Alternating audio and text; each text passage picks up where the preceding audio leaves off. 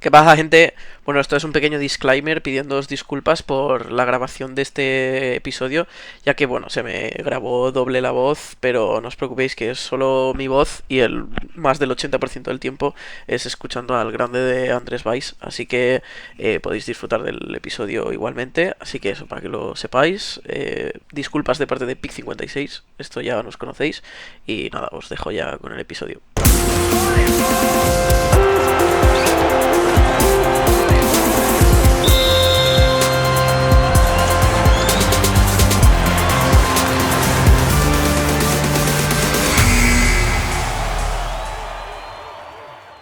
¿Qué pasa, gente? Bienvenidos al episodio número 20 de la temporada número 2 de Pic 56. Me acompaña, como siempre, el señor capitán. Ajá. Y hoy estamos aquí con un invitado, Andrés Valls. ¿Qué tal? Y, y nada, hoy el episodio va a ser un poquito más de fútbol baloncesto por por el invitado que lo requiere.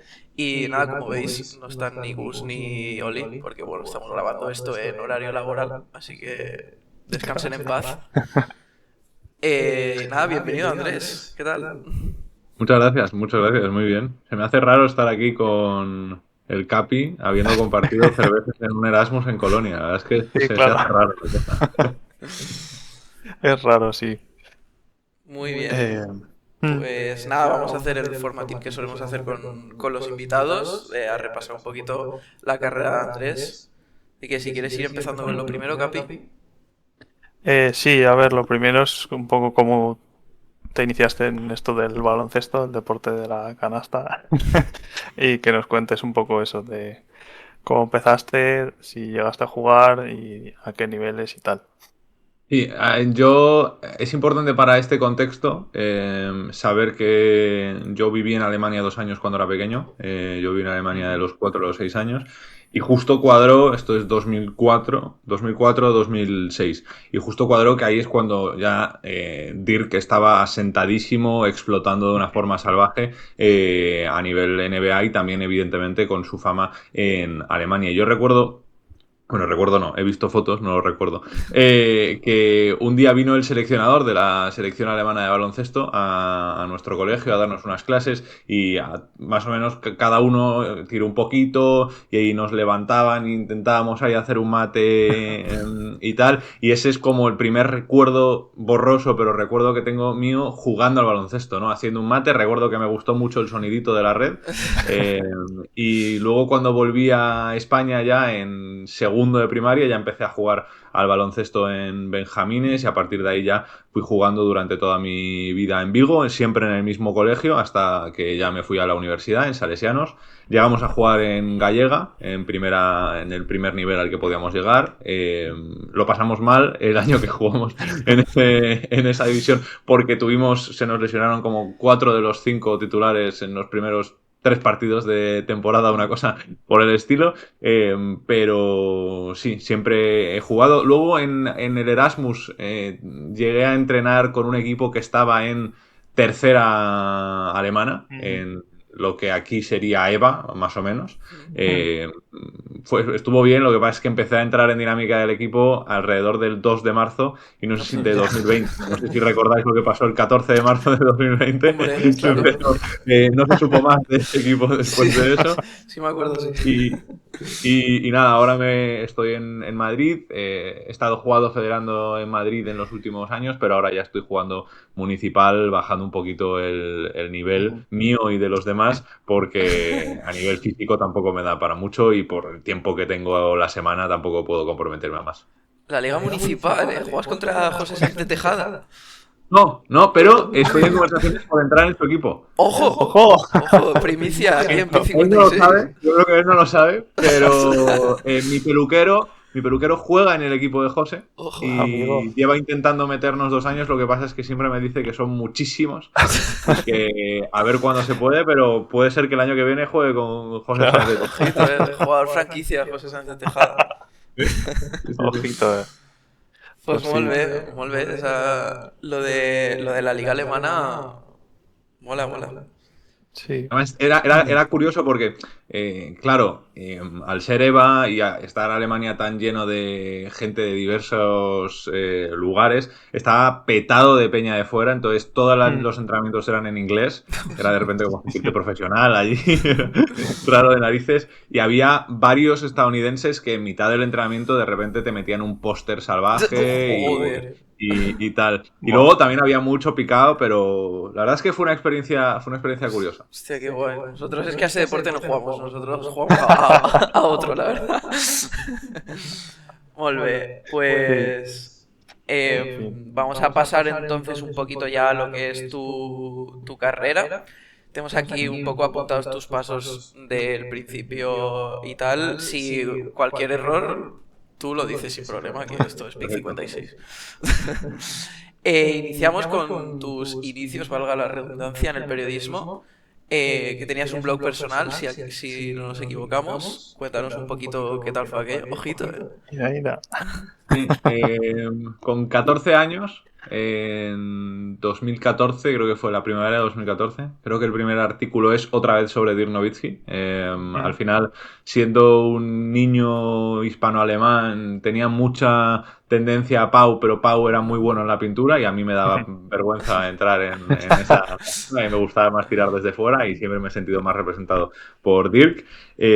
Y no sé, era un momento en que los blogspot estaban muy en boga, me siento muy viejo diciendo esto, pero era un momento en que estaban muy en boga y entonces en segundo de la ESO creo que fue, en primavera de segundo de la ESO, decidí abrirme este blog con otro colega. Y empezamos ahí a hablar, 3 más 1 se llamaba el blog, cualquiera diría que luego acabaría siendo un podcast de éxito. Eh, eh, y creo que aún se puede encontrar, si buscas 3 más 1 baloncesto.blogspot o algo así, aparece y hay artículos ahí muy mal escritos porque al final están escritos por niños de 14, solo 15, faltaba, también te digo. claro, 14 y 15 años, pero eso ya empezó a generar un gusanillo, luego en segundo de bachillerato, si no recuerdo mal, o en primero y segundo de bachillerato, me creé una cuenta que se llamaba En la línea de tres, que era algo más dedicada a eso, que luego se ha reconvertido a mi cuenta personal. En ese sentido, pero también tenía página web sobre En la línea de tres y cómo funcionaba, eran artículos algo más dedicados, y hasta primero de carrera no entré a escribir en una página ajena, es decir, durante esos primeros pues 4 años de mi vida a nivel periodístico, por así decirlo, no sé si vale periodísticamente, Bueno, sí. eran pues de aprendizaje propio, escribiendo lo que más o menos ocurrían, con una carga emocional bastante alta, debo decir, que he leído algún Claro. artículo que escribía y parecían, ¿no?, poesías de Unamuno, Kyle Korver por la cara, pero Joder, ahí empecé escribiendo. Muy bien. pues qué guay. Mola, tío, porque a mí lo que me llama la atención tío, bastante vocacional el tema del periodismo, porque, joder, empezar a escribir con 14 años, coño, Sí, no es sí. tontería, ¿eh? Bueno, al final es lo que siempre se ha dicho. O sea, yo no voy a repartir carnets de periodismo porque para empezar no estudié la carrera de periodismo. Yo estudié la carrera de historia, luego sí me hice un máster de periodismo deportivo. Pero yo siempre he sentido que el periodismo era un tema muy vocacional y que es algo que tú tienes que sentir porque es Sí, una profesión que te guste o no, es muy exigente, no es para todo el mundo, los horarios de trabajo dependiendo de... Yo al menos me dedico al fútbol y mis horarios de trabajo acaban a las 12 de la noche, pero si te dedicas al baloncesto, como era mi idea en un principio, tu horario de trabajo empieza a las 12 de la noche y exacto. luego acaba a las 7 de la mañana. Entonces es una carrera muy vocacional, con un nivel de sacrificio muy alto y no es para todo el mundo. Entonces yo creo que solo la puedes llevar a cabo y solo te puede gustar. O sea, solo la puedes hacer bien si te gusta, yo creo. Exacto, Y sí. solo te puede gustar si tienes esta capacidad en tu cuerpo de la pasión y el amor que tienes hacia la profesión como para poder llevarla a cabo todos los días. Totalmente de acuerdo, tío. Sí. ¿Quieres seguir tú, Capi? Sí, bien. Luego tenemos apuntado tema Twitter NBA, que en su momento, pues ya hemos hablado en episodios anteriores que trajimos a Café de Rick Qué grande. y demás, rollo de toda la comunidad de Twitter NBA en aquel momento. Yo en aquel momento sí que estaba en Twitter, pero nunca he llegado a ser un tuitero ni nada del estilo. pero es un poco que nos cuentes un poco cómo fue esa etapa o qué supuso para ti. Y luego, pues eso, como dato curioso, en plan, que al final nos conocimos gracias a Twitter, porque pusiste un tuit, me voy de Erasmus a Colonia, alguien tal, y el Gus me lo pasó y acabamos conociéndonos así.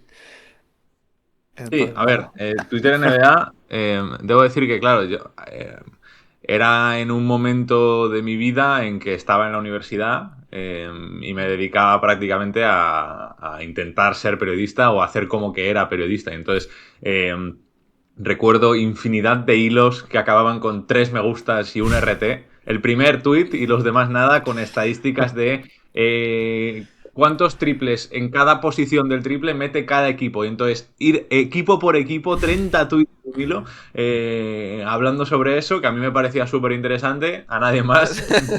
Y lo entendía perfectamente porque quién se iba a meter entre pecho y espalda un hilo así. Pero creo que mi momento favorito de Twitter NBA fue cuando organicé unos Juegos del Hambre. eh, Ojo. que yo esto no sé si lo recuerda, pues yo no sé si, yo creo que Raúl tú no participaste, pero creo Inicio que no. sí, y no sé si lo recordará. eh, Organicé unos Juegos del Hambre con Twitter NBA y, ¿sabéis? No sé si os acordáis, esto creo que fue en la pandemia, que había como una página web en que tú le metías los nombres de la gente y entonces hacía como la automatización de cómo serían unos Juegos del Hambre con estas personas, se iba otorgando los picks. Era un trabajazo salvaje, porque además, claro, tenías que ir dando RT, o sea, dando captura de pantalla a cada una de las cosas que iba sucediendo e ir Hostia. como programándolas bien y tal, pero lo recuerdo como algo que me hizo mucha ilusión, fue muy divertido, fue bastante especial y creo que es lo que mi recuerdo favorito de mi pertenencia a Twitter NBA es ese. Pues sí, qué guay. Sí, recuerdo esos rollos, los Battle Royales esos, o de Guerra Mundial, no sé qué. Muy gracioso, sí. Molt bé. Pues luego lo siguiente, un poco una etapa de redactor, tanto en Solo Basket como en Eurosport. Así que nada, comenta un poco esta etapa, qué tal. Claro, esto es lo que os decía, que yo o sea,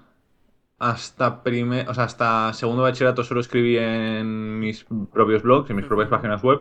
Y luego en el verano de segundo de bachillerato, primero de carrera, que esto es el verano de 2017, le escribí a Manu. Tengo ahí una. Esa bola de ahí es de Sportboard, que me la regaló cuando cerró la página web. Le escribí a. Que se llama Manu, estoy tirando de memoria. Si no se llama Manu, he quedado fatal. El creador de Sportball y porque quería escribir allí, porque me apetecía empezar a darle un poquito de caña al asunto y tal, de forma más organizada o con más gente y demás. Evidentemente todo esto sin pagar porque no se generaba el dinero como para poder pagar a la gente. Eh, yo he tardado en ganar dinero dedicándome al periodismo. Y entonces ahí empieza a escribir de forma más organizada. Y esto es en primero de carrera.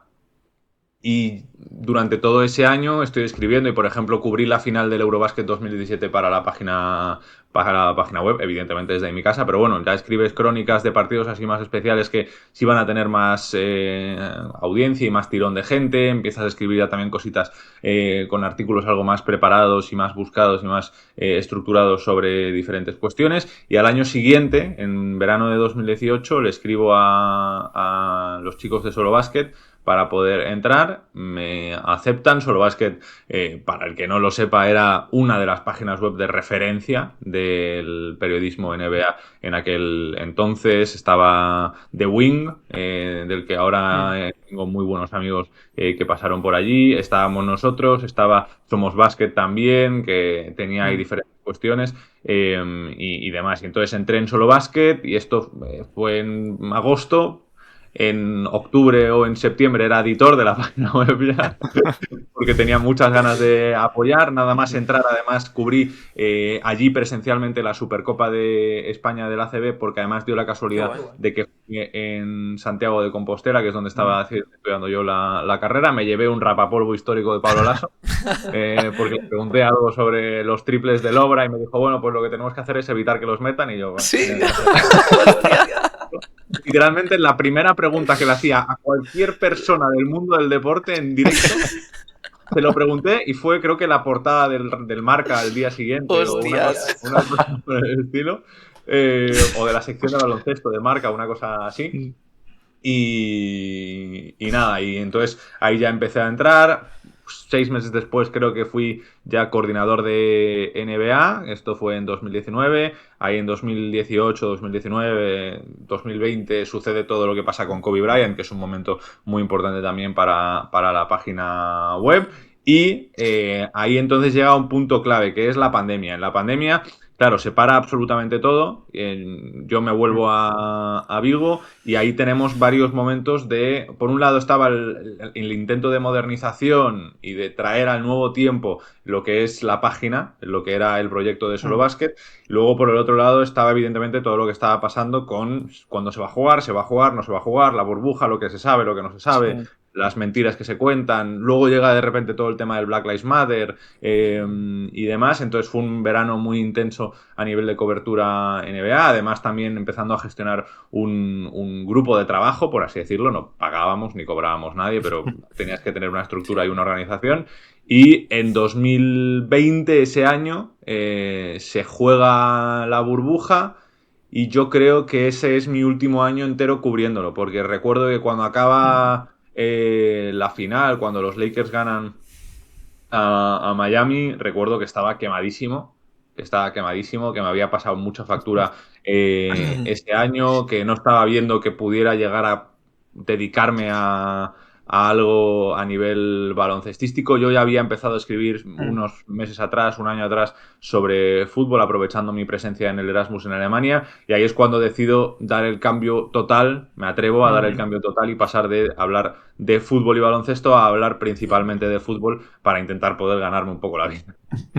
Muy bien, yo de hecho te iba a hacer esa pregunta antes de, porque lo siguiente que ya teníamos era la etapa de la media inglesa y tal, yo te iba a hacer esa pregunta de la transición, que por cierto hago un pequeño paréntesis, porque tú, Capi, ¿sabes a quién le vendría bien igual probar otro deporte? A ver si se le da mejor que el baloncesto.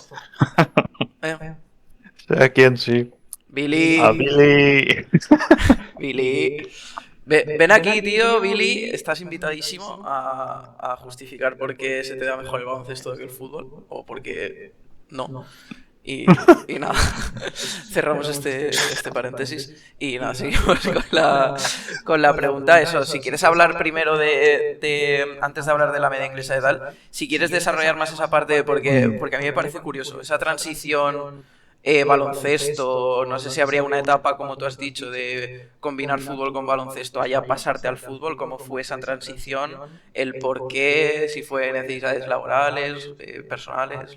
Fue un poco mezcla de todo. Que yo siempre he estado muy cercano siempre he sido aficionado del Celta. Y el primer partido al que fui tenía 2 años, creo, y hay fotos mías en mi primer álbum que me hicieron en Balaídos allí en un partido que empezamos perdiendo a los 20 segundos creo que era contra el Sevilla, contra el Betis. O sea, Joder. empezó bien mi andanza con el Celta como aficionado. Luego siempre llevo siendo abonado desde que tengo 10 años y yendo prácticamente cuando vivía en Vigo a Balaídos todos los días. Y mi padre es alemán y yo soy medio alemán, que como ya he contado antes vivía en Alemania, y siempre he tenido también una cercanía muy grande al fútbol alemán. Y entonces cuando me voy en el Erasmus en septiembre de 2019 yo estaba a tope con el baloncesto, no solo por Solo Basket, sino porque también escribía en Skyhook Magazine, en página web, artículos mucho más pensados y sopesados. Hay un artículo, o hay dos piezas de hecho, que es qué estilo artístico sería cada jugador de la NBA, y creo que comparo el impresionismo con Joel Embiid o una cosa así. Joder. Fumadas tremendas, aprovechando también mi carrera de historia y publicando en papel y demás. Y en 2019 aprovecho que estoy en Erasmus y me acerco y me inmerso ya de golpe en la cultura del fútbol alemán y empiezo a escribir más sobre fútbol alemán y a consumir muchísimo más fútbol alemán, también porque desde España era más difícil antes. Ahora pues no me voy a echar flores a mí mismo, pero Pues a través de DAZN hay un comentarista súper majo que te hace los Sí. partidos del Bayern y que te explica muy bien lo que pasa. Pero era más difícil seguirlo antes, tenías que tener Mm. determinadas plataformas y tal, y en Alemania era mucho más fácil, porque lo daba DAZN y podía ver también otros deportes, la propia Champions también se emitía entonces. Y ahí empecé a ver un poco empecé a ver más la Bundesliga, empecé a meterme más, empecé a hablar mucho más de ello, empecé a escribir también artículos en concreto sobre jugadores tal. Me abrí ahí un blog personal que duró, creo que fueron como 5 o 6 artículos, pero en el que le daba un poquito de caña a ese aspecto. Y es lo que te digo, el momento de la burbuja a mí me quema mucho, sobre todo porque, Mm. claro, a mí me sabía muy mal. Todo esto está dentro del marco de que intentamos hacer una reestructuración para que Solo Basket sobreviviera. Y si ahora buscas Solo Basket, pues no es que Ya. sobreviviera precisamente. Pero ese proceso, mientras intentas gestionar un grupo de trabajo al que no le puedes exigir realmente nada, porque no le estás pagando nada, mientras Ya. tú tampoco estás cobrando prácticamente nada o nada, me quemó mucho ese proceso, además de lo que fue la propia cuarentena, la burbuja, que Mm. claro, tú en agosto habitualmente no tienes nada de lo que escribir, pero Claro. es que en agosto había partidos y había que verlos. Entonces, justo ya se ha acabado la cuarentena, pero tú tienes que seguir trabajando, viendo partidos NBA y tal.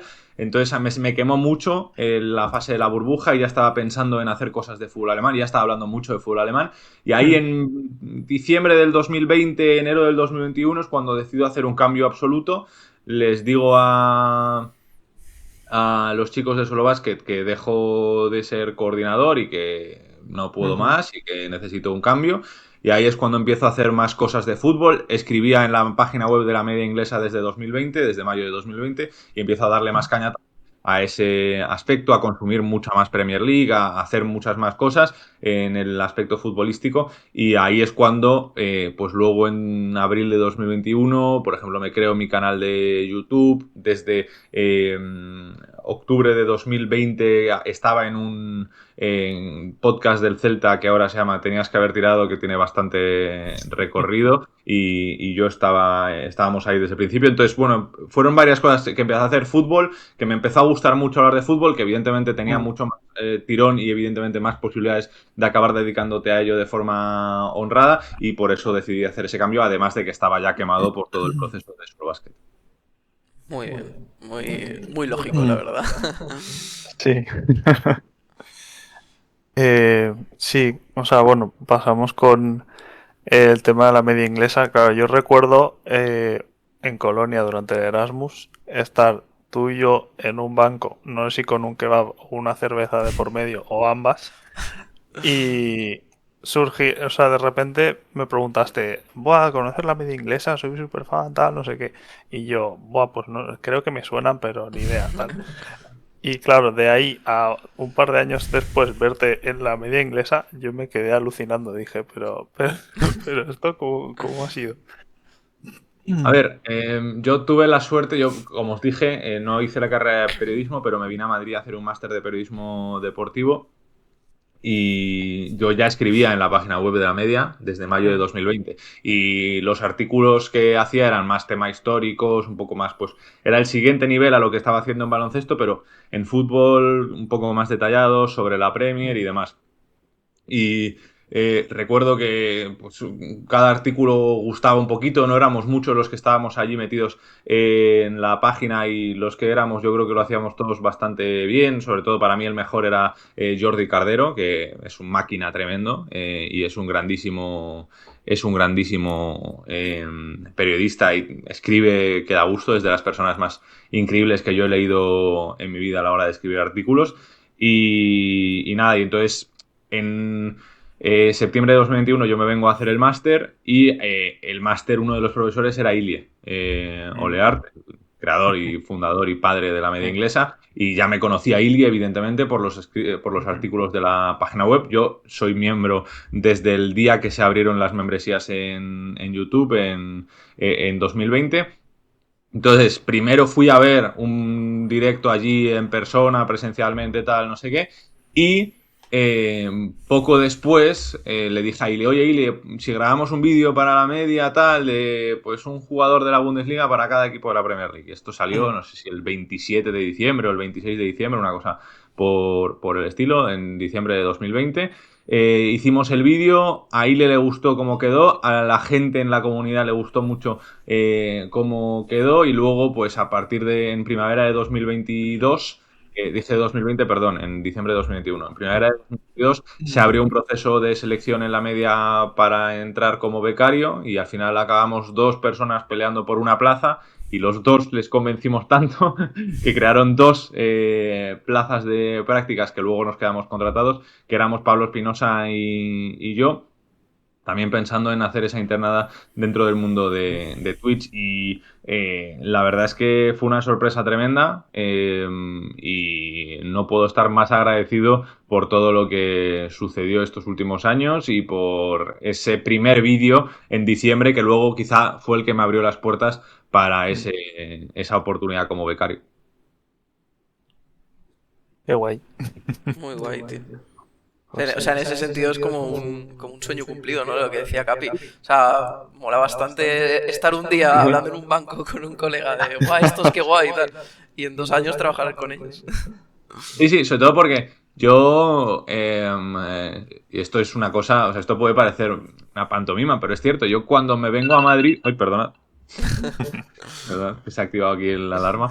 Yo cuando me vengo a Madrid en 2021, uno de los sitios en los que me gustaría acabar era la media. Había Claro. otras opciones, evidentemente, pues diferentes plataformas audiovisuales y tal, pero uno de los sitios o el sitio principal en el que me gustaría poder entrar y uno de los motivos por los que descubro ese máster o por los que quiero hacer ese máster es porque Ili es profesor y porque yo tenía el sueño de poder acabar trabajando en la media inglesa y eso lo han sucedido casi 4 años impresionantes y además una oportunidad que luego me ha abierto puertas en otros sitios, con DAZN, con la Liga, con mi propio canal de YouTube, mis 2 propios canales de YouTube, y estoy muy agradecido a ello, evidentemente. Molt bé. Pues sí. Pues seguimos si quieres un poquito con otro aspecto del Gema Radar, el fútbol radar. Como tenemos aquí apuntado que cómo surge la idea, por qué decís lanzarte de la piscina, tal. Bueno, el tema este es en abril de 2021, yo no sé si recordaréis, pero hubo un pequeño torneo que quiso crear Florentino Pérez que se llamó la Superliga. Sí. Eh, Creó un poquito de revuelo, Algo, sí. un poquito de revuelo. En el panorama periodístico de este país solo se habló de eso durante 2 semanas. Y yo recuerdo que ahí aproveché mucho la Superliga para hacer una gran cobertura mediática en Twitter. Recuerdo que cada vez que pasaba algo ponía un tweet, sobre todo si tenía que ver con el fútbol inglés o con el fútbol alemán, pero también con el fútbol español. Siento ahora que quizá me equivoqué con la forma de cubrirlo, pero bueno, también es cierto que tenía 21 años y que no era un chico que se dedicaba profesionalmente a ello. Pero aproveché eso y hubo cierto recorrido pues tenían algún tirón, sobre todo lo que pasaba con el fútbol alemán, que se mantuvo en pie de guerra contra la idea de la Superliga desde el primer momento y ni Bayern, ni Dortmund, ni Leipzig, que podría ser uno de los más cercanos a hacerlo, estuvo nunca interesado en entrar y yo siempre decía y explicaba que era por una regla del 50+1 que hay en el fútbol alemán, que implica que el 50% de las acciones de voto más una tiene que estar en manos de los aficionados. Y a veces a la gente se le complicaba un poco entender esto y entonces dije, mira, llevo tiempo queriendo hablar de fútbol alemán de forma algo más sosegada, me gusta mucho la media, que me inspira en la forma de entender y de hacer periodismo y me voy a abrir mi canal de YouTube, hago un vídeo sobre el 50+1 y ya, pues mira, si la gente lo quiere ver bien, bien, y si no, también. Y entonces hice ese vídeo. Fue el primero de qué equipo es el 50 más, o sea, de qué era el 50+1 y tal. La verdad es que gustó bastante a la gente, bastante para lo que eran las posibles visitas que podía tener en aquel momento. Sí, Ahora sí. no está entre creo, el top 50 vídeos o top 100 vídeos con más visitas de mi canal, pero en aquel momento la verdad es que creo que me gustó el recorrido, me gustó lo que me dijo la gente al respecto y nada, después de eso empecé a subir más vídeos. me estresaba mucho y de hecho tengo una conversación guardada, bueno, yo no la tengo guardada, pero la tengo en mente con un amigo que hacía conmigo el podcast del Celta, que le dije, Mm. es que mis vídeos los ven pues, 300 personas o 200 personas y no sé si seguir haciéndolos porque no tiene tirón y no sé si me merece la pena y tal, y él me convenció de que siguiera haciéndolo, le debo agradecer eternamente que siguiera haciéndolo, aunque luego cuando llegué a la media lo parara y luego lo retomara porque mi novia me propuso que lo hiciera y también le estoy eternamente agradecido por ello. Pero empecé con el canal de YouTube, no se llamaba El Germán Radar, se llamaba Andrés Bay Sánchez, con mi nombre completo. Y luego, en septiembre de 2021, entré en el máster de periodismo deportivo y entré a compartir piso con varios compañeros del máster. Uno de ellos era Javi Nacher, que ahora está en A Bote Pronto. Y él, estábamos hablando, no sé si sabéis que Alberto Yogo tiene este tema que es el afroradar y que todos los futbolistas pues de origen africano o directamente africanos que salen, pues él los menciona y tal. Entonces a mí me dijo, Yogo es el afroradar y tú eres el germarradar. Y dije, coño, me gusta.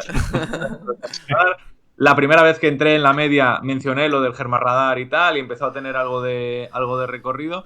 Y nada, me ha acompañado desde entonces. Y ya cuando me creé este segundo canal, este pasado mes de marzo, dije: pues mira, si mi canal de fútbol alemán es el Germarradar, si me voy a hacer un canal de fútbol en general, pues que sea el Fútbol Radar, y así al menos mantenemos un poco de coherencia con respecto al nombre del otro canal, porque también es cierto que no se me ocurrían muchísimas cosas distintas al respecto. Ya. Sí, pero eso mola, mantener ahí una marca personal.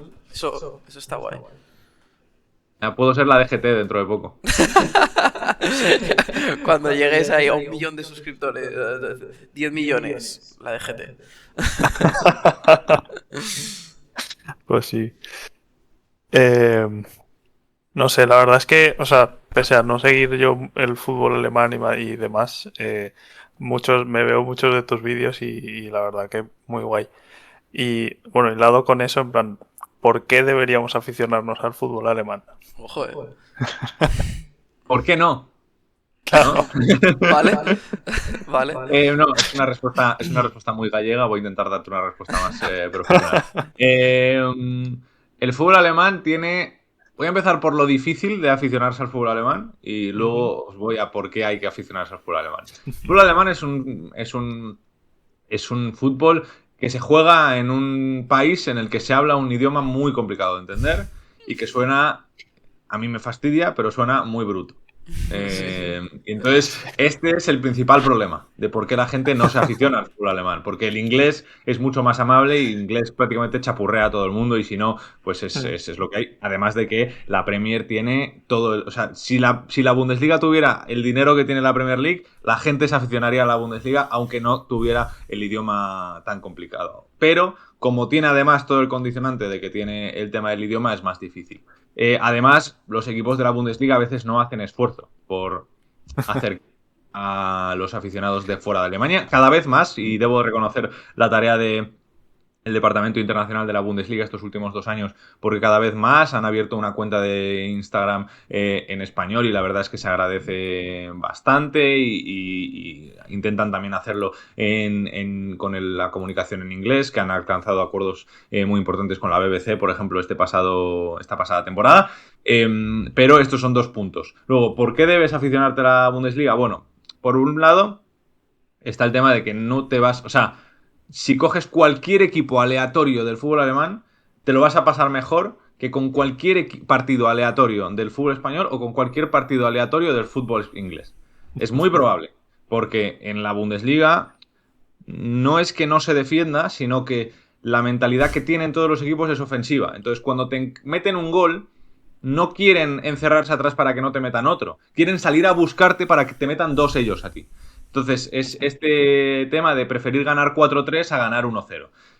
Luego, los ambientes en los estadios son impresionantes, tanto en persona. Yo no sé si tú, Raúl, has llegado a estar en algún estadio allí en el Erasmus y tal, pero es una locura. y los ambientes son una barbaridad. También por la tele son tremendos. Hasta equipos de tercera y cuarta división. El Alemania Aachen, por ejemplo, ascendió a tercera división teniendo 30.000 abonados en cuarta y llenando el estadio hasta los topes. Qué guay. Luego también que es una liga en la que están las jóvenes promesas del futuro. Es decir, si tú ves el otro día el partido entre el PSG y el Liverpool de los cuartos de Champions, 6 titulares del Liverpool y 3 titulares del PSG tienen pasado en la Bundesliga y son formados y creados la gran mayoría en la Bundesliga. Desde, evidentemente, Florian Wirtz hasta Dominik Szoboszlai, Konaté en el PSG, Pacho en el central, luego Ashraf Hakimi y demás. Entonces, Dembélé lo mismo. Entonces, es una liga en la que, pues, tú la ves y cuando un futbolista esté petándola en el Liverpool y gane el Balón de Oro, tú le puedas haber dicho 3 años antes, ojo con este chico que tiene muy buena pinta. Entonces, pues también es una liga con la que te puedes echar flores a ti mismo por conocimiento futbolístico. Muy bien, pues nos has sí. convencido, ¿no? Nos has convencido. Yo ahí quiero destacar lo del partido aleatorio de la Liga Española, porque un partido aleatorio puede ser el Valencia-Celta del otro día, que tuve la suerte o la desgracia de ver en Mestalla. Fue buen partido, fue buen partido. Es el tipo de partido que yo creo que es bueno del fútbol alemán. Es decir, no como aficionado, yo como aficionado tampoco me apasionó. Muy duro, al menos yo gané, pero Sí. no me apasionó. Pero hay partidos peores, Joder, pues Al ¿qué menos partidos digo cinco. tienen que ser esos peores? No sé si yo por haber sido espectador neutral no lo viví tanto, pero uff. En fin, pues molt bé, pues pasamos a lo siguiente, que es como comentarista de la Bundesliga en DAZN, que has mencionado antes un poquito. Y nada, si quieres desarrollar esta parte. Sobre todo en los inicios de cómo surge la oportunidad y tal. Sí, la Bundesliga la tenía Movistar hasta 2024 y en la temporada 24-25 la adquiere DAZN ya para las siguientes temporadas también. Creo que hay contrato hasta 2029, si no me equivoco. Y en 2024, claro, tienen que empezar a producirse todo desde DAZN y demás, y hay que ponerle voces nuevas. Y Pablo Pinto, que es uno de los jefazos de DAZN, me contacta y me escribe, y a partir de ahí entro a narrar bueno, a narrar no sé, entro a comentar el principal partido de cada jornada. En algunos encuentros es el Leverkusen al principio, todavía con Xabi Alonso, pero pronto, cuando el Bayern de Company la temporada pasada empieza ya a meter una marcha más, pasó a comentar todos los partidos del Bayern y esta temporada está siendo lo mismo. Y la verdad es que es algo que me encanta. Era uno de mis sueños como niño, y ya más como periodista asentado, era uno de mis objetivos, comentar la Bundesliga y ponerle voz a los principales partidos de la Bundesliga en España. Y llega todo un poco de sorpresa, porque DAZN da este movimiento, creo que es 2-3 semanas antes de que se empiece la temporada, y hace este movimiento y se queda con la Bundesliga.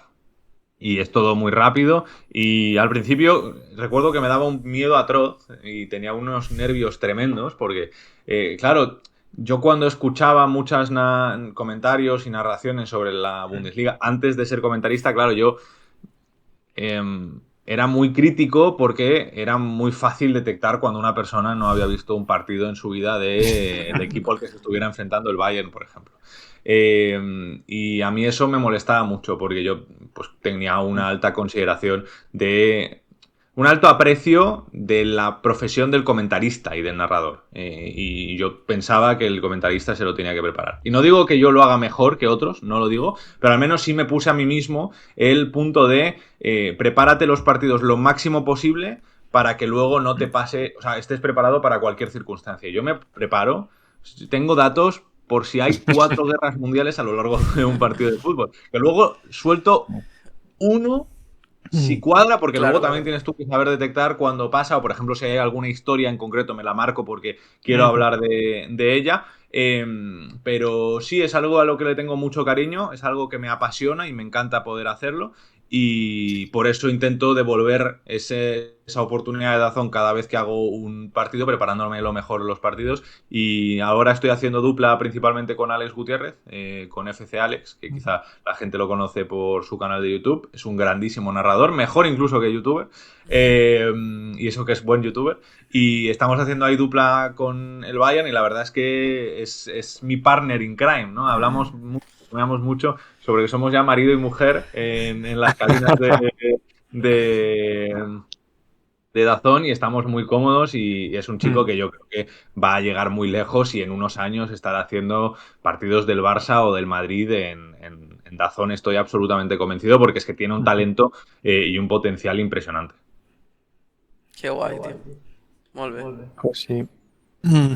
Que bueno, esto lo hablamos con Rabinal cuando lo trajimos, pero el tema de la preparación de los partidos, como que no somos conscientes de lo que realmente lleva el prepararse los partidos con todos los datos. Rabinal nos contaba que hacía como fichas de cada equipo para tener un poco los datos de cada equipo y tal. Y pues entiendo que aquí será parecido, que hay mucha faena detrás. Sí, de hecho, hoy tengo que preparar el partido de mañana del Bayern contra el San Pauli. Y, a ver, lo bueno es que yo, claro, al hacer todos los partidos del Bayern, yo no es que ya sepa cómo juega el Bayern, es que conozco al Bayern prácticamente mejor que Vincent Kompany. Entonces, Claro. conozco a Kompany mejor que él mismo. Entonces, sé qué movimientos hace, sé cómo piensa, me conozco todas las narrativas internas del equipo, más allá de, evidentemente, cómo juegan. Entonces, no solo del Bayern me preparo cosas, pero es que hay muchas cosas de las que ya tengo guardadas en la cabeza, de haberlas dicho antes, de haberlas preparado para otros partidos. Hay un mayor trabajo en la preparación del equipo que se enfrenta al Bayern, sobre todo porque no tanto a nivel de haberlo visto jugar, sé cómo juegan todos los equipos de la Bundesliga, pero sí sobre todo a nivel de historias, porque como el Bayern es el principal equipo de Alemania, es el que se lleva más focos. Y quizá del Dortmund hay historias, quizá del Leverkusen hay historias, quizá del Gladbach hay historias. Pero claro, te vas por ejemplo al Heidenheim, que es el que es actual colista y que es un equipo muy pequeño en Alemania, o al San Pauli mismamente, y si intentas escapar de lo típico del San Pauli, no, los piratas, tal, el equipo este así que tiene fans en todo el mundo y demás, si intentas salirte un poquito de eso es muy difícil encontrar historias. Entonces lo más difícil es encontrar pues un par de cosas que luego en un momento dado, a veces hay lesiones, a veces hay pues bengalas que te lían el partido y que hacen que no puedas seguir viéndolo, como posiblemente pase mañana porque la lían mucho en el estadio. Siempre te cuesta un poquito más encontrar. Entonces, muchas veces yo preparo un partido igual un mes antes, porque yo estoy en Twitter o estoy buscando algo y de repente veo otra cosa y digo, estoy preparando un partido del Bayern contra el Wolfsburgo, por ejemplo, o contra el Werder Bremen, o contra el Dal, y de repente veo una cosa sobre el San Pauli que no juegan contra ellos hasta dentro de un mes y medio. Y digo, me lo voy a guardar, porque esto luego voy a querer saber qué cosas puedo contar a mayores de lo de siempre del San Pauli y no voy a saber dónde encontrarlos. Entonces te diría que lo que más tiempo me lleva a encontrar es un dato así rebuscado, raro, una anécdota curiosa. Siempre me dice Alex que el otro día trajo él un dato así raro y rebuscado y yo no lo sabía. Y me dijo, me sorprendí, porque siempre suele ser tú el que me cuenta este tipo de cosas. Pero es que a veces se hace difícil encontrar esos datos locos y rebuscados. Entonces te diría que eso es lo que más tiempo me lleva. Historietas y cosas curiosas del equipo rival al Bayern, no tanto el Bayern, que el Bayern no hacen falta tampoco historietas curiosas porque pasan tantas cosas en el Bayern que si hay un tiempo muerto puedes hablar del partido del Madrid, de los problemas de lesiones, de este tuitero que la está liando en redes sociales y demás. Pues sí. A ver. ¿Sigues tú, Capi?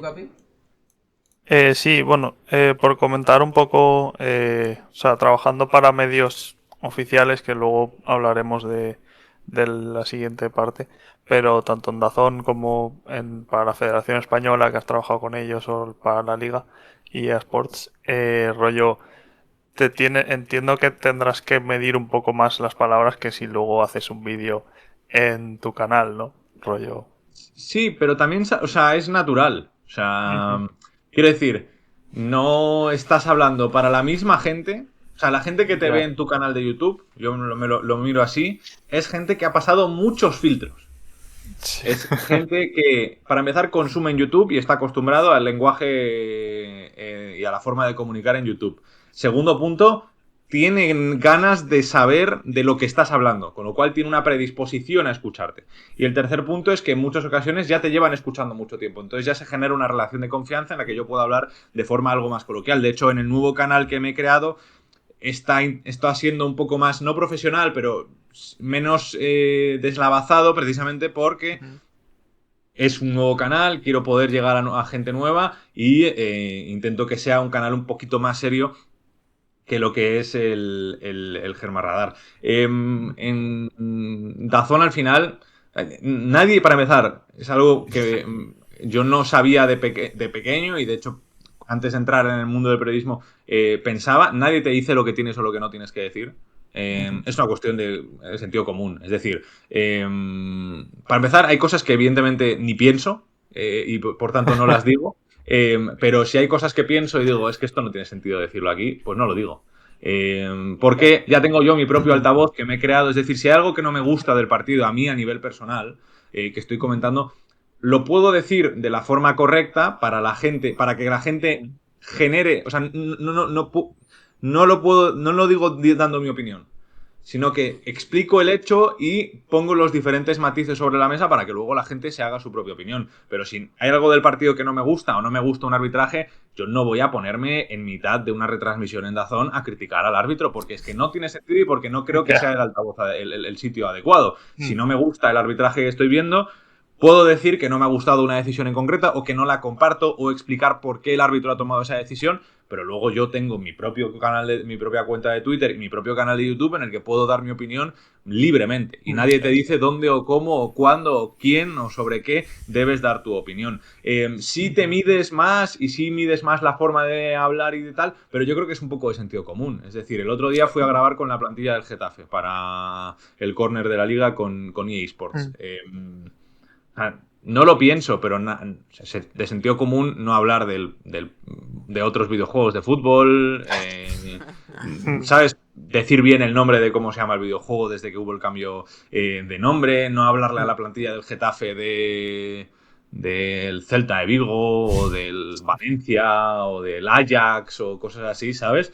Ni mencionarles rumores, o sea, son cosas de sentido común que dices, es que no gano Mm. nada con esto y Ya. puede enturbiarse más la situación, entonces Mm. son cosas que no piensas y que además salen muy naturales porque yo al menos sé estar en los diferentes sitios en los que estoy. Hay gente quizá a la que le cuesta más porque le cuesta más diferenciar los apartados más oficiales, profesionales, que otros más de andar por casa. A mí no me cuesta en absoluto.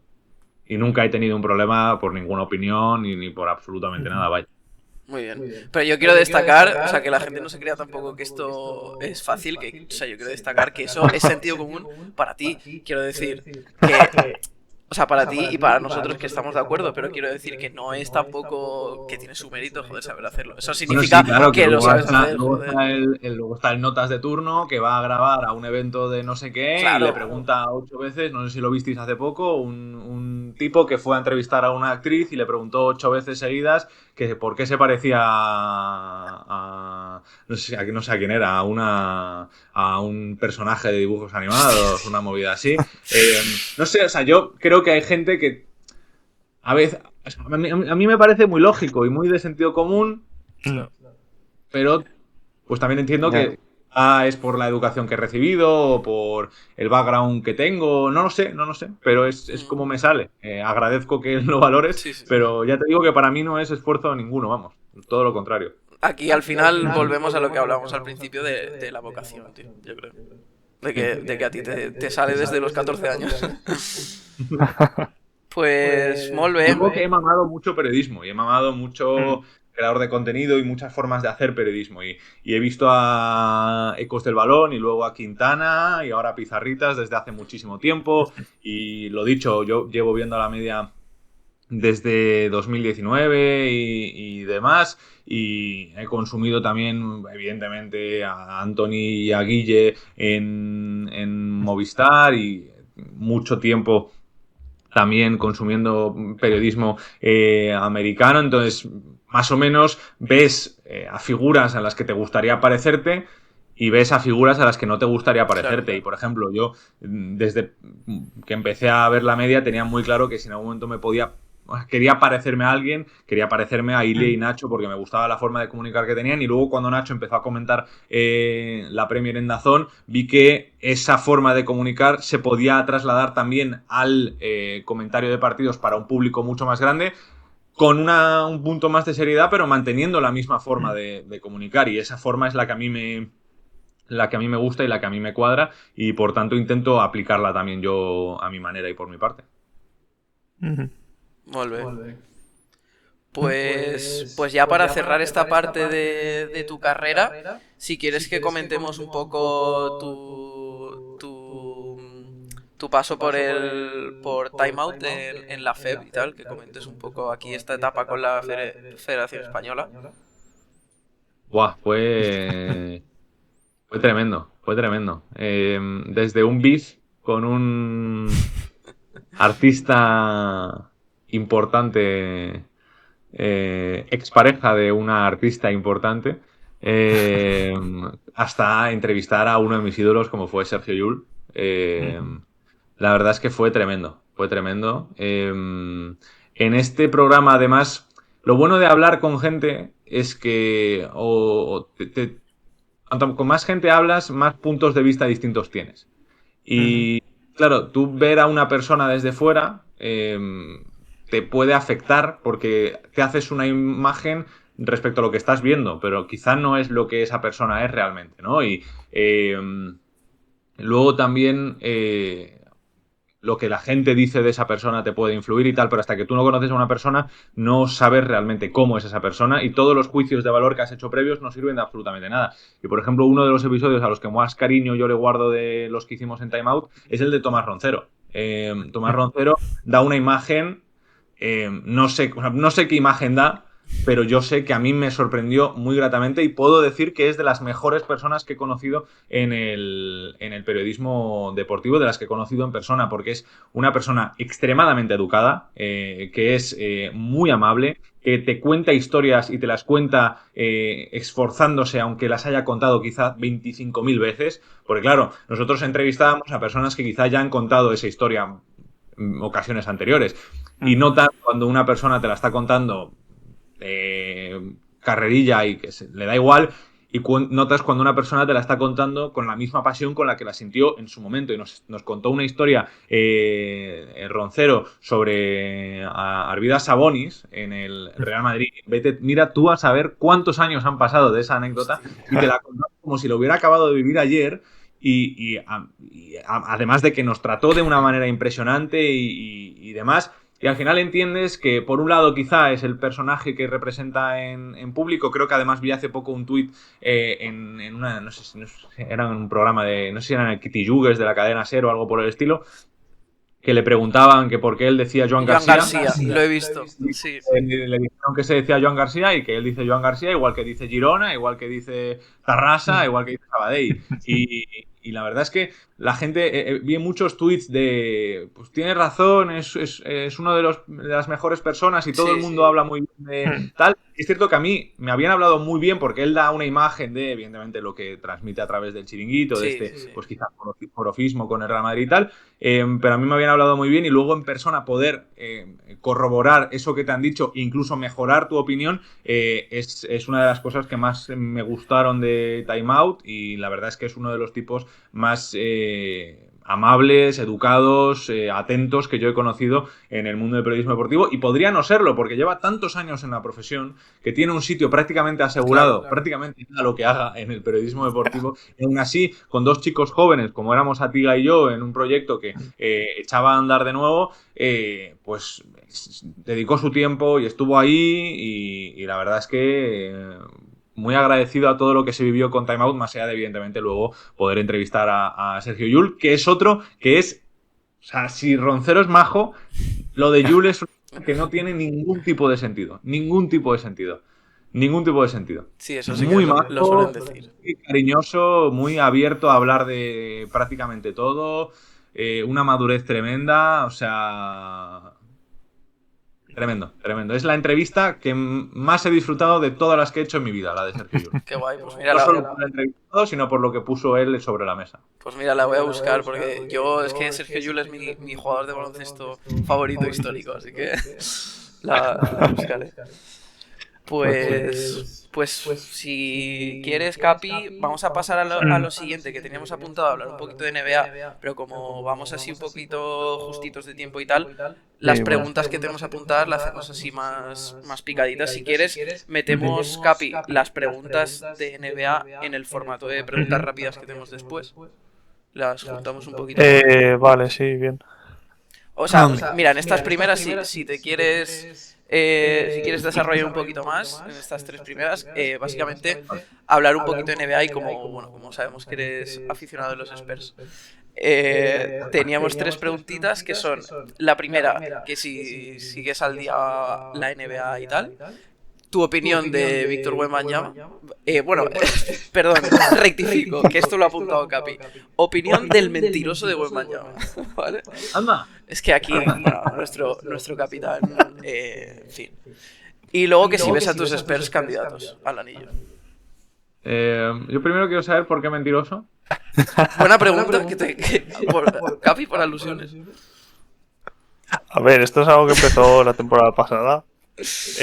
Todo el mundo subiéndose al barco de Wembanyama. No te jodes. Claro, pero la realidad es que... Es como el meme de Pantomima Full de no, a mí Messi no, yo soy más de Adam Klopp, jugador de Slavia de Praga, ¿no? A ti te gusta más, Frank Kaminsky, entiendo, ¿no? Entiendo que eres tú más de Andre Ayton que de Víctor Wembanyama. Hostia, de Ayton no lo sé. O sea, a ver, yo no he negado en ningún momento que Wembanyama no sea bueno, pero creo que se le ha dado mucho más bombo del que de momento ha demostrado. Y es que nos van a cerrar el canal, tío. O sea, de verdad. Bueno, yo te voy a empezar por lo primero, de que si sigo la NBA actualmente. No a nivel de ver partidos, porque no me da la vida, por los horarios, y luego porque podría vérmelos al despertarme, pero al despertarme tengo que trabajar. Entonces, no me da la vida, teniendo dos canales, además ahora que el segundo canal no tiene tanta regularidad de vídeos, son 2 a la semana, pero requieren mucho más trabajo que todos los demás en el del fútbol alemán. Pero sí sigo, cada mañana al despertarme echo un vistazo a los resultados, me veo highlights, tal, sobre todo de los Spurs, me veo todos los vídeos que hacen José y Sergio en Drafteados, que estoy, vamos, en bucle, a ellos siempre para comer en bucle, eso es, me los pongo para comer en el coche, etcétera, y los veo mucho y posiblemente junto a Víctor Abad los canales de YouTube que más consumo. Lo que pasa es que Víctor publica pues cuando hay carreras y cuando la Fórmula 1 es entretenida e interesante. No es el caso de este año. Pero sí, sigo la actualidad. Hace 3 años o así dejé de seguirla porque ya no me daba la vida y porque estaba muy a full con todo. Pero ahora, desde que soy autónomo, tengo más libertad para empezar las mañanas un poco más tranquilo y para poder ponerme vídeos de YouTube a las 2 de la tarde en voz alta mientras estoy cocinando, que antes evidentemente estando en la media no podía hacerlo, y entonces sigo mucho. Con respecto a Wemby, a mí me parece, es de las cosas, yo personalmente, no voy a hacerle a nadie que tenga que creer esto, pero es de los futbolistas, es de los jugadores de baloncesto más salvajes que yo he visto en mi vida. Sí, claro. O sea, pero porque... Claro, habiendo jugado al baloncesto, te ayuda a entender la dimensión del jugador. Porque, claro, tú ves a Stephen Curry, que es uno de los mejores anotadores de la historia de la NBA. Y lo ves ver venir a Wembanyama y lo entiendes tanto. Porque dices, es que yo me haría diminuto. Y eso es solo con el impacto defensivo que tiene, sin contar tapones y demás. Los famosos... que son whatevers, ¿no? Que dice ahora la NBA de ir al aro y de repente darte la vuelta y por girarte. Lo que sea, sí. A mí me parece de las cosas más locas que he visto en mi vida como jugador de baloncesto. Y mira, si se ha conspirado para que los Spurs tengan a Wembanyama como pick número 1, yo encantado de formar parte de la, ¿Y lo malo? No, es broma. Pero es un jugador de baloncesto que no tiene ningún sentido. No tiene ningún sentido. No lo tiene. Y es injusto porque, claro, esta temporada, le escuché esta reflexión a Sergio en Drafteados, que claro, esta temporada está replicando los mismos números que la temporada pasada. Literalmente, prácticamente mismos puntos por partido, mismos rebotes. Claro, el año pasado lo hizo con un trombo y en 30 partidos, y este año lo está haciendo habiendo superado lesiones, con limitación de minutos y demás, Claro. está rendiendo a un nivel impresionante. Y el tercer punto, voy a ser un poco pesimista, Vale. y creo que no llega al San Antonio a la final de conferencia. De Aaron Fox no lo compro. Ahí está el De Aaron problema. Fox sí me parece Ya. un mentiroso. De Aaron Sí. Fox sí me parece un mentiroso. Rich Paul le ha sacado, creo que son 55 millones al año que cobra el amigo de Aaron Fox. Tiene días buenos, pero me sorprendería mucho que San Antonio, o sea, para que San Antonio llegue a la final de conferencia, necesita que Fox esté al nivel de Castle, de Wemby, de Keldon Johnson en algunos momentos, de Champagny, de Fox en algunos partidos. Y lo que pasa es que siempre que se necesita un buen nivel de Fox, Pecho como frío. fue en la final de la Copa, como ha pasado en diferentes partidos, se ha quedado un poco corto. Entonces, creo que no únicamente por eso. Si Fox está a la altura de las circunstancias, creo que San Antonio es el mejor equipo del oeste. Pero sin Fox bien, no es posible eliminar a Denver, por ejemplo, creo yo. Que además tiene cogida la medida de los Spurs. Sí. Bastante de acuerdo con el punto, la verdad. Pues bueno, Sí. pasamos a nuestra ronda de preguntitas rápidas que le hicimos la misma a los anteriores invitados y tal. Así que, venga, la primera. Una persona del mundillo NBA que creas que vale la pena seguir. Alejandro Gaitán. Va, muy bien, me gusta. Yo, Alejandro Gaitán, yo es la persona que más sigo en Twitter. Tenéis que traerle, porque es un tipo que además tiene opiniones muy fuertes, no digo malas, sino fuertes, y las defiende muy bien. Sí, y sí, eso sí. creo que es bastante top a la hora también de tener una conversación con él. En cuanto a eso, mi respuesta es ojalá. O sea, es que nosotros eso, vamos, queremos. Un proyecto que no hayas hecho nunca y que te gustaría hacer. Un canal de YouTube de baloncesto, de NBA. Vale. Jo. Equipo favorito. San Antonio. Vale.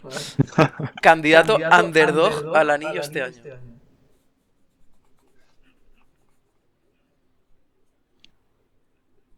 Los Cleveland Cavaliers. Vale. Bueno, vale. Una opinión impopular sobre la NBA.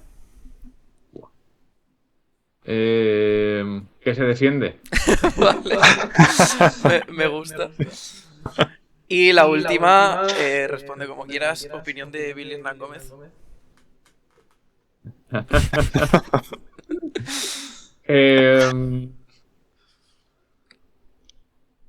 Un gran jugador de FIBA, y un tipo que pone unos bloqueos que deben de doler en el cuello al día siguiente. Vale. Me gusta la respuesta. Aquí, para nuestros 3 seguidores o 2 seguidores, nuestros invitados se desmarcan totalmente de todas estas faltas de respeto hacia los jugadores que hacemos, ¿vale? Dejar esto claro. Y pues nada, para terminar, vamos a nuestro jueguito, ¿no, Capi? Sí, vamos para allá. Te explicamos el formato, ¿vale? Te vamos a Vale. hacer 4 preguntas con 4 opciones. La que sea vale 4 puntos, luego la que más se acerque 3, 2 y Un 1. poco como lo de Steve Harvey. Pues no lo sé. Pero aquí, aclaración, suele haber una de medio coña, un poco formato ilustres ignorantes, que no sé si lo has visto. Y pues, Sí. pues eso. Así que empieza Capi con la suya. Vamos por orden, Capi. Claro. ¿Qué jugador tiene el récord de triples en un partido para los San Antonio Spurs? Buah. Tenemos opción A, Empezamos a tirar triples antes de ayer, tío. Manu Ginóbili, Opción B, Chuck Person. Opción C, Julian Champagny. Y opción D, Matt Bonner.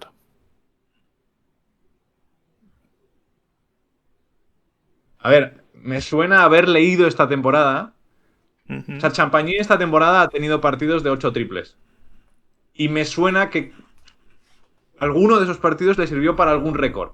Pero no sé si era para la mayor cantidad de partidos de 8 triples o para la mayor cantidad de triples en un partido. Te diría Champagny porque Manu no creo que llegara a tirar más de 8 triples en ningún partido y lo siento por Bonner. Pero me quedo con Champagny. Pues correcto, son 4 puntos. 4 puntazos. Metió, efectivamente, esta temporada hizo un partido de 11 triples. 11, eso En es. un partido. Es que por alguna Que razón se hizo un 11 de 12, si no me equivoco. Julian Champagny. Es que está tirando a un nivel tremendo, ¿eh? Creo Sí, que esta sí. temporada es como el tercer tirador de triples de toda la NBA o en En triples por partido porcentajes. metidos. No Creo sé que en si porcentajes, es una sí, sí, locura, es una locura. Luego, bueno, le sigue Chuck Person, que tiene 9. Y luego en 8 están Ginobili y Wembanyama, creo que también ha metido 8. Hay como muchos que han metido 8. ¿Y Bonner? Y Bonner lo he buscado y ha metido 7 en un partido. Que va a haber metido 7 O sea, triples más Bonner. A mí eso me ha sorprendido, una locura. Ahora lo fact-chequeo, Pero bueno, me 7. ha parecido ver que sí. Sigue tú con la otra tuya, Capi, y hago yo la de Vale, sí. la de Gus y la mía. Matt Bonner, qué futbolista. ¿Qué jugador de baloncesto? Vale.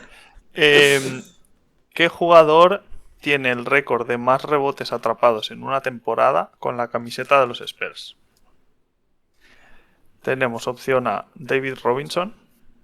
Opción B, Dennis Rodman. Opción C, Tim Duncan. Opción D, Aaron Baines. Ojalá sea Aaron Baines. Si es Aaron Baines, yo me cago encima. El otro día, de hecho, me salió un vídeo de hit checks, pero el tirador es cada vez peor. Y Aaron Baines tiene un partido con los Suns que metió como 7 triples seguidos o una cosa por el estilo. Yo te diría, claro, Rodman ha sido un gran reboteador, pero creo que en los Spurs no le conocimos bien o no le supimos usar tan bien como en Chicago. Así que te voy a decir David Robinson, porque Robinson tiene temporadas salvajes de cuádruples dobles y era mucho más potente además, en una época en la que los rebotes los cogían todos los pivots y ya Duncan tuvo que empezar a coger rebotes en una época en la que se repartían un poco más. Yo digo Robinson. Pues son 3 puntos. El primero era Rodman, Era Rodman. que le saca 300 rebotes en una temporada Sí, más. sí. Eso, son Rodman 1300 en una temporada, Robinson 1063 y Tim Duncan 1043. Aaron ¿Y Baines Baines? 300. 320. Shout out a Aaron Los que- Baines.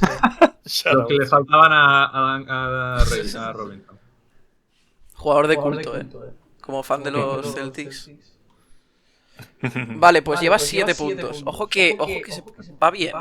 Vas bien. Ojo, Ay, Vale, siguiente pregunta. De parte de Gustavo. ¿Quién acumuló más win shares en unos playoffs de título con los Spurs? No sé si... A ver, yo las Winsers de 2014. Opción A, Tim Duncan. Ronnie Turiaf. Ronnie ¿Cuál has Turiaf. dicho? ¿Cuál has dicho? Opción A, Tim Duncan. Vale, Opción B, Tony Parker. vale. Opción C... Ah, vale, que lo he apuntado con los años. Tim Duncan en 2003. Tony Parker en 2007. Opción C, Manu Ginóbili en 2005. Opción D, Juancho Hernán Gómez 2022.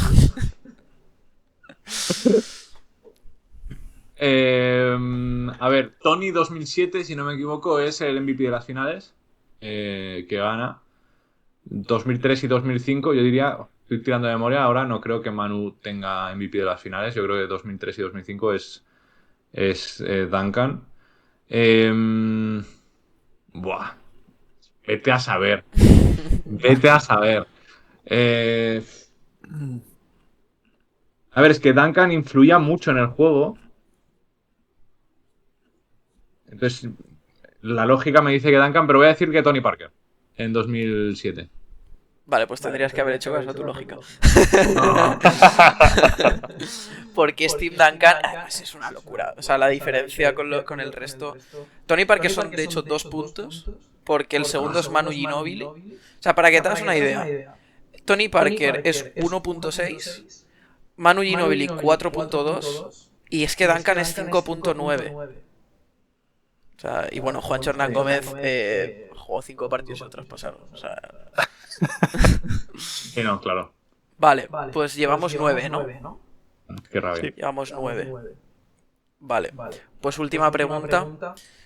¿Cuál de estos jugadores ha anotado más triples en su carrera? Opción número A, opción número A, Jason Terry. Opción número B. Bueno, el número B, el A B no es un número. Opción B, Vince Carter. Opción C, Kyle Lowry. Opción D, Rulillo, que soy yo. Cuidado. Claro, pero tú, ¿en qué contamos de ti? Lo que tú quieras. Pachangas cuenta, ¿no? Oh, cuidado que si cuentan pachangas, cuidado. Claro, claro. Cuidado. Es que son 3 jugadores, sobre todo Carter y Terry, que hicieron su carrera principalmente en una época en la que no se tiraban tantos triples. Yo, si tuviera que tirar de memoria, diría que Carter tiraba más triples que Terry, o al menos tiraba más triples importantes, que tiene aquel mítico triple con Dallas en unos playoffs y demás, ante San Antonio precisamente, que es tremendo, ante Manudona y tal, en 2014 o 2015 creo que es, 2014 no creo, 2015. Pero claro, Kyle Lowry nunca ha sido un tirador de triples, pero ya solo por haber estado en esta época reciente de locura de triples, lo normal sería que Kyle Lowry, así que voy a decir Kyle Lowry. 2 puntos. No me lo puedo creer. Sí.